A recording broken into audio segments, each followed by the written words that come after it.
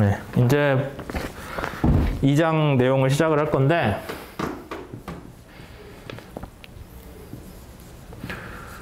물체 고정 좌표계예요.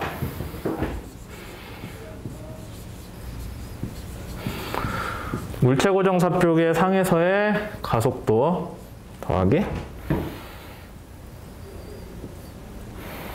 회전으로 인한 가속도를 계산을 해주게 돼 있죠. F는 ma식이 이렇게 나온다는 거예요. F는 ma이긴 한데 그 a가 회전을 포함한 물체 상의 운동이기 때문에 단순히 선형 운동의 가속도뿐만 아니라 물체 고정 좌표계 상에서 받는 가속도예요. 거기에다가 물체 고정 좌표계 상의 속도랑 회전 속도의 크로스 프로덕트까지 계산을 해줘야 된다. 그 다음에 비슷하게 모멘트도 원래는 쉽게 계산이 되는데 그게 아니라 물체 고정 좌표계 상에서의 각 운동량의 시간 변화율 더하기 물체 고정 좌표계 상에서의 각 운동량과 각 속도의 크로스 프로덕트까지 계산을 해주는 거죠. 이게 1장에서 배웠던 내용이고요. 이제 2장하고 3장하고 뒤에 4장, 5장 다 똑같긴 한데 뒤에서는 뭐를 주로 다룰 거냐면은 가속도는 이제 얘기했어요. 이게 가속도래. 근데 힘은 거기에 대해서 얘기를 할 거예요. 배에 가해지는 힘은 뭐가 있을까요? 첫 번째, 책에서 쓰는 약어를 그대로 쓰면은 G비라고 써서 그래비티니까 중력. 배에 당연히 중력, 부력 가해지죠. 그 다음에 S라는 거 씁니다. 얘는 책에서는 스테디라고 쓰는데 우리가 정상 상태라고 해서 시간에 따라 변하지 않는 상태인 거죠. 스테디. 시간에 따라 변하지 않는다는 개념이니까. 근데 시간에 따라 안 변한다는 게 위치가 안 변한다는 게 아니라 속도가 안 변한다는 뜻이에요.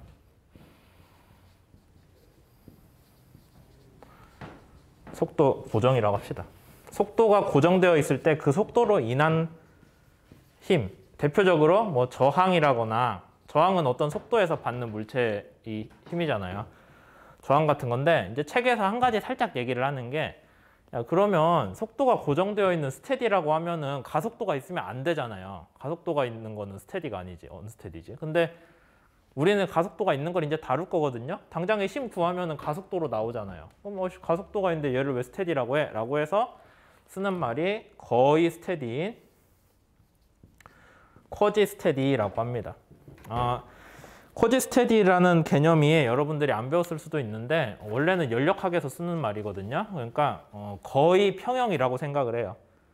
거의 평형이기 때문에 어떤 물리량이 시간에 따라 변하는 양이 별로 크지는 않아서 매 순간을 스테디로 놓고 계산을 해도 되는 게 쿼지 스테디예요. 막 시간에 따라 확 변하면 쿼지 스테디가 아니라 그냥 원스테디고, 쿼지 스테디는 거의 정상이기 때문에 정상으로 해석을 해도 되긴 하는데, 정상처럼 봐도 되는데, 스테디하게 그러니까 시간에 따른 변화율이 없는 것처럼 봐도 될 정도긴 한데 오래 놓고 보면은 시간에 따라 변하는 그런 게 쿼지 스테디예요. 그럼 걔는 뭐에 대한 항이다? 우리가 이제 다룰 거는 속도에 대한 항이다.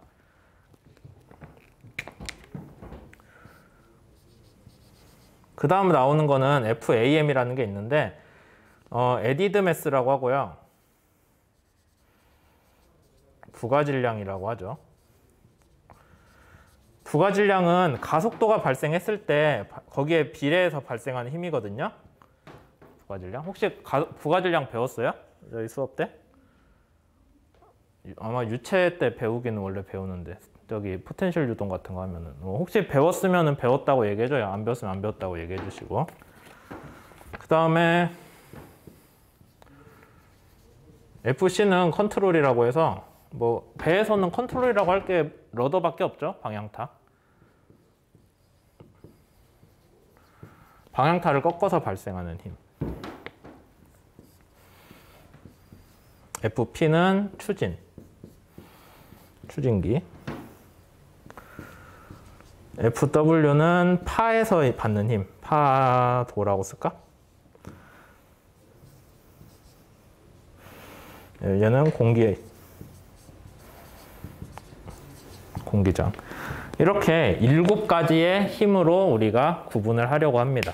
그러니까 어떤 물체가 받는 힘을 7가지로 나눠서 여기 7가지에 대해서 다 각각 구해요. 그래서 걔네들을 다 더해준 값이 실제 배가 받는 힘이고, 그 실제 배가 받는 힘을 F는 MA에 집어넣었을 때 좌변이겠죠. 모든 힘들을 다 더해준 게 여기 오고, M은 우리가 알잖아요. 배 무게. 그러면은 거기에 대해서 나오는 가속도가 있겠네요. 그게 이 배가 어떤 상태에 놓였을 때 받는 힘으로 인한 가속도죠. 그럼 그 가속도가 다시 속도에 반영이 되고, 가속도로 인해 속도 변화가 있잖아요. 그럼 그 속도 변화를, 요 항이 바뀌죠. 속도로 인한 힘이, 저항 같은 게 바뀌잖아요. 그러면 또 그게 다시 들어가서 여기서 또 가속도를 구하고, 그런 식으로 가는 게 선박 동력학의 주요한 분석 과정이에요. 그래서 우리 책 전체에서는 목표가 뭐냐면은 이 7가지 항들에 대해서 기본적인 수식들을 설명을 하는 게 우리 책의 목표가 됩니다. 그러면 2장에서는 중력 부력을 다루고요. 그 다음에 3장에서는 이거 여기까지 다룬다. 3장에서는 이거 4개를 다루고, 4장에서는 파도를 다룰 거예요. 공기저항은 뭐 우리 거 아니잖아요. 공기저항은 빼고. 그래서 이런 것들을 다루는 게 우리 수업의 목표다라는 거 알아두시면 되죠. 그럼 이제 원래는 우리가 이번 2장에서는 뭐를 다룬다? 중력하고 부력을 설명을 할 건데, 이미 중력 부력에 대해서 기본적인 내용은 다 여러분들이 앞에서 선박 계산이나 뭐 개론이나 등등에서 다 배웠잖아요. 부력의 크기는 얼마, 어떻게 구해요? 배 부피 곱하기 물의 밀도 곱하기 중력, 뭐 그런 식으로 이미 다 구했기 때문에 개념적으로만 이해하면 우선 상관없어요. 그 다음에 뭐 수식으로 표현을 할 수 있냐? 그거는 우리 수업에서 추구하는 방향이긴 한데 뭐 꼭 그게 수업의 완전한 목표는 아니기 때문에 여러분들이 너무 막 그걸 다 이해하려고, 수식을 이해하려고 고생을 하지는 않았으면 좋겠어요. 한 10분 남았네, 수업? 10분쯤 남았고, 그러면은 끝날 때까지 그냥 쭉 가벼운 얘기만 하면서 진행을 할게요.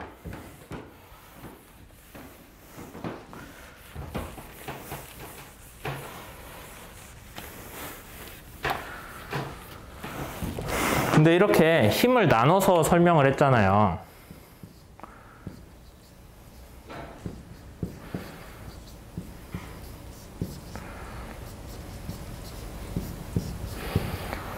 힘을 나눠서 설명을 했는데 진짜로 서로 상관이 전혀 없을까요? 그러니까 속도로 인한 힘이랑 가속도로 인한 힘이랑 막 완전히 딱딱 나눌 수 있을까요?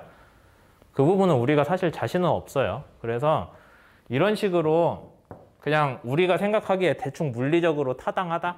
뭐 근거는 있겠다. 정확하진 모르겠지만 근거는 있겠다 하는 식으로 접근을 해가지고 이런 문제를 단순화하는 게, 지금 F를 7개로 쪼개놓긴 했지만 단순화한 거예요. 우리가 각각 다룰 수 있는 애들로 나눈 거거든요.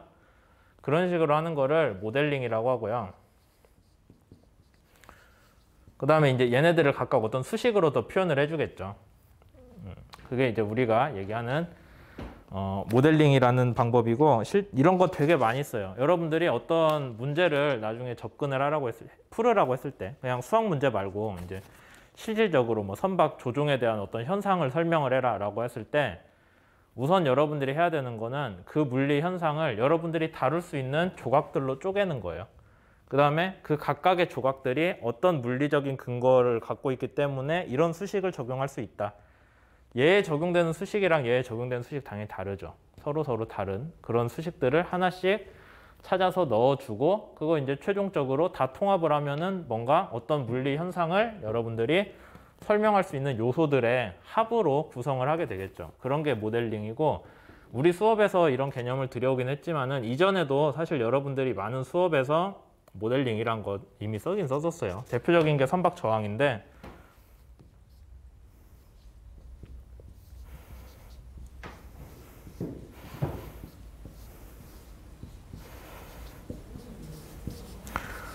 선박 저항계수 CTS는 뭐 이런 식으로 했을 거예요. 조파 저항 더하기 점성 저항에다가 형상계수에다가 뭐 모형선 보정계수 같은 거, 이런 식으로 해주는 게 실제 저항이 이걸로 나온다라는 얘기가 절대 아니거든요. 우리가 정확히는 몰라요. 근데 그냥 물리적으로 대충 생각을 해보기에는 뭐 조파 저항이랑 점성 저항 합 정도로 서로 나타내는 게, 쪼개서 분리해서 나타내는 게 타당하겠다라고 하는 그런 모델링인 거죠. 이것도 실제로 조파저항이랑 점성저항이랑 서로 나눠놓고 해도 된다라고 확실히 얘기한 사람 전혀 없어요.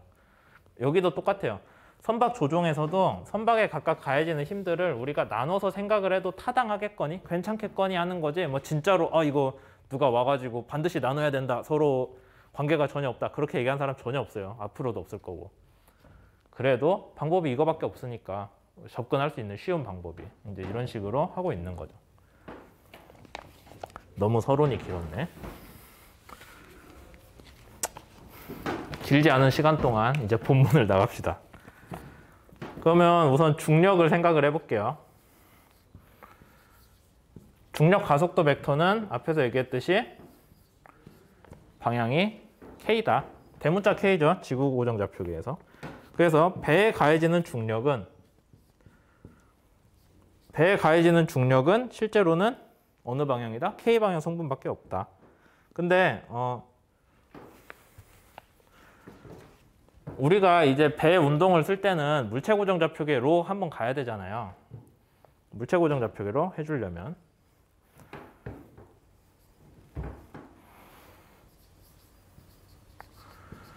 소문자 XYZ를 썼으니까 얘는 물체 고정좌표계라는 뜻이에요. 1장에서 배웠죠? 그 각도 변환해주는 매트릭스. 오일러 앵글대로 갔으면은 그 오일러 앵글 따라가지고 각도를 지구 고정좌표계에서 물체 고정좌표계로 가는 매트릭스 구했잖아요. 그냥 T라고 하면은 지구에서 물체로 가는 거예요. 근데 우린 지금 뭘 원해요? 지구로 나와 있는 애를 물체 고정좌표계로 가는 거니까. 잠깐, 이게 맞나? 내가 거꾸로 썼나? 아, 미안. 말이 헷갈렸는데, 오일러 앵글은 지구에서 물체로 가는 거고요. 여기 T라는 매트릭스, 책에 있는 T라는 매트릭스는 물체를 지구로 보내는 그런 변환식이에요. 그래서 여기에 쓰는 T는 T 인버스가 됩니다. 거꾸로 가는 거죠. 그러니까 물체에서 지구로 가는 게 T니까 지구에서 물체로 가는 거는 T의 역행렬이 되는 거예요. 그래서 여기에 얘가 붙고, 그 다음에 원래 우리가 아는 G 그대로 붙이면 되죠. XYZ가 아니라 지구 고정좌표계에서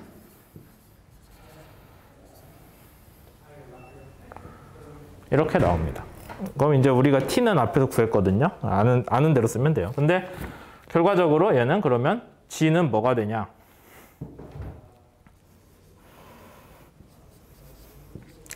물체 고정좌표계 상에서의 G는 그대로 풀어주면은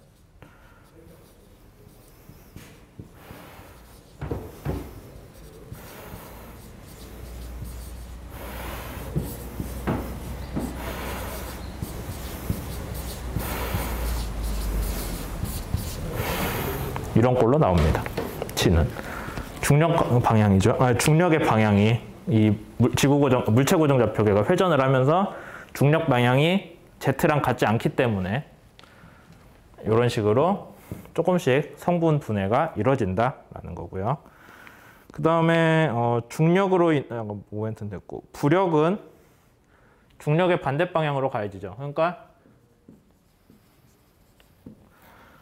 중력은 배 무게 곱하기 중력 가속도인데 우리가 물체 고정좌표계로 표현한다면 이걸 거고, 부력은 그냥 반대 방향으로 작용하잖아요. 배 밀도, 물의 밀도, 그 다음에 배의 부피, 배수량, 중력 가속도. 그래서 배가 평형에 있다면, 더 뜨거나 가라앉지 않는다면은 배의 중량이랑 배가 갖는 부피 곱하기 물의 밀도, 배수량이랑 같다라는 게 아까 제가 앞에서 얘기했던 아르키메데스 정리에 다시 한번 적용하는 거죠. 이렇게. 그 다음에 중력 방향은 얘다라는 거.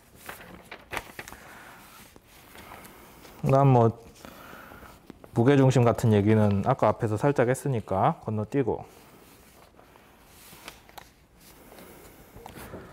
이제 책에서 2.2장에서 얘기를 하는 거는 이런 식들 나왔는데, 실제로 배는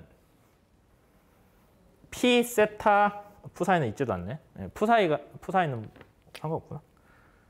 실제 배에서는 P 세타 푸사이 X y z방향 회전 중에서 z방향 회전은 배가 방향을 바꾸는 거기 때문에 당연히 0도에서 360도까지 왔다 갔다 해요.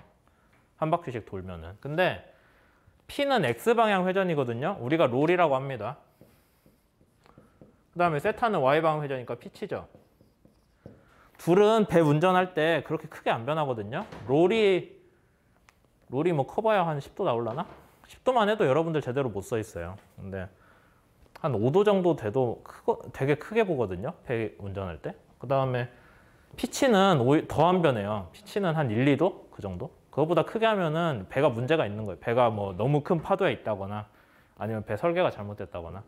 그래서 얘네가 크게 안 변해요. 그러니까 아까 앞에서 얘기했던 것 같이 그러면 사인 세타, 사인 P 이런 애들 어떻게 봐야 돼요? 세타랑 거의 같겠는데?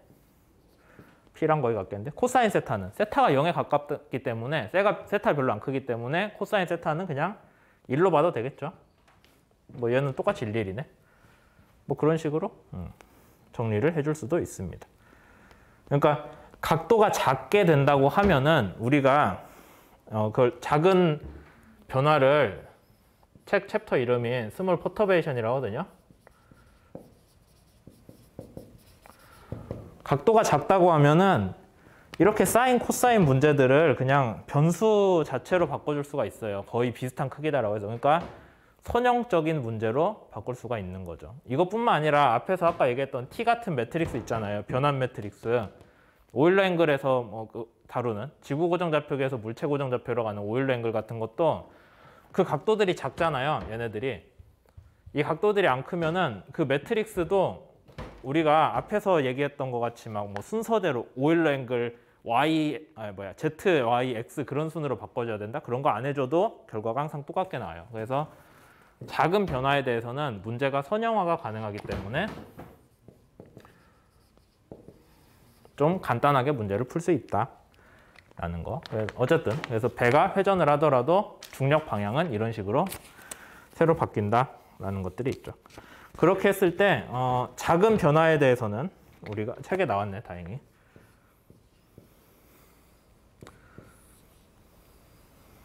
쓸 게 너무 많은데?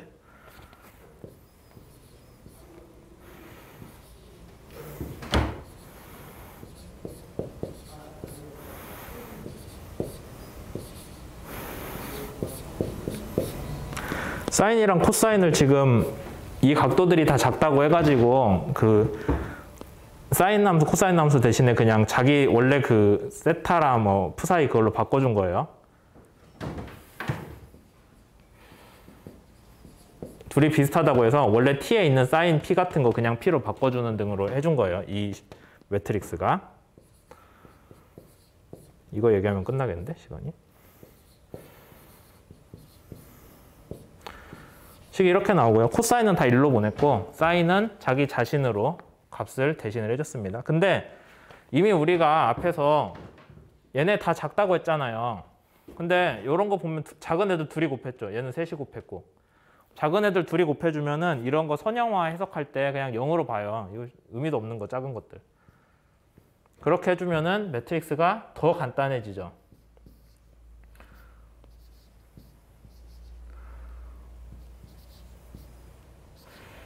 여기 날라왔으니까 1만 남네.